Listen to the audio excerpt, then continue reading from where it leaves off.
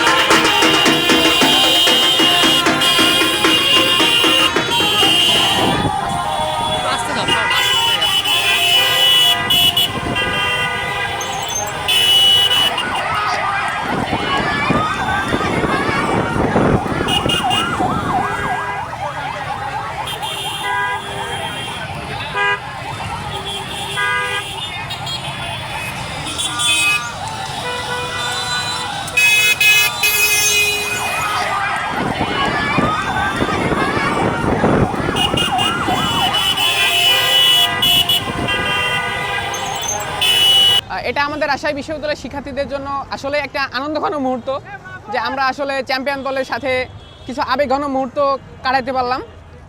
এটা আসলে আমাদের জন্য, আমাদের রাজশাহী বিশ্ববিদ্যালয়ের শিক্ষার্থীদের জন্য একটা প্রাপ্তির বিষয়। যেমন হচ্ছে যে আমরা দেশের অনেক, যেমন আপনার ন্যাশনাল টিমের ক্রিকেটাররা ছিল, যেমন তানজিদ তামিম ভাই ছিল, আকবর আলী ছিল, আবার বাংলাদেশ টিমের সাবেক ক্যাপ্টেন নাজমুল হোসেন শান্ত তিনি ছিল। তো তাদের সাথে যে আমরা একটা আবেগঘন মুহূর্ত কাটাতে পারছি, এই জন্য আসলেই আমরা উচ্ছ্বসিত। শান্তকে দেখে খুব ভালো লাগলো, এবং যে তানজিদ সাকিব তামিম আছে, এই জন্য খুবই দেখে খুবই আনন্দ লাগছে। রাজশাহী ওয়ারিয়র্স টিম রাজশাহীতে আসছে, আমরা খুবই আনন্দিত। আমরা রাজশাহী বিশ্ববিদ্যালয়ে খুবই আনন্দিত।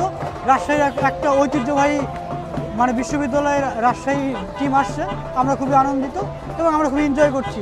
আমরা দেখলাম পুরো চ্যাম্পিয়ন টিম আসছে, রাজশাহী টিম অনেক বছর পর চ্যাম্পিয়ন হয়েছে।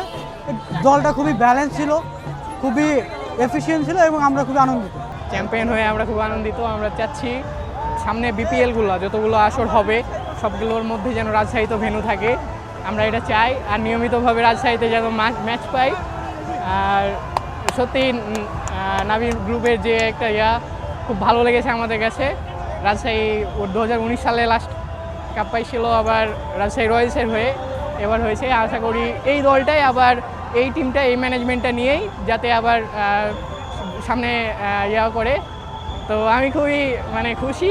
আমরা বিশ্বকাপের মতন একটা ফিল পাচ্ছি, যে আমরা বিশ্ব জয় করেছি এরকম একটা মনে হচ্ছে।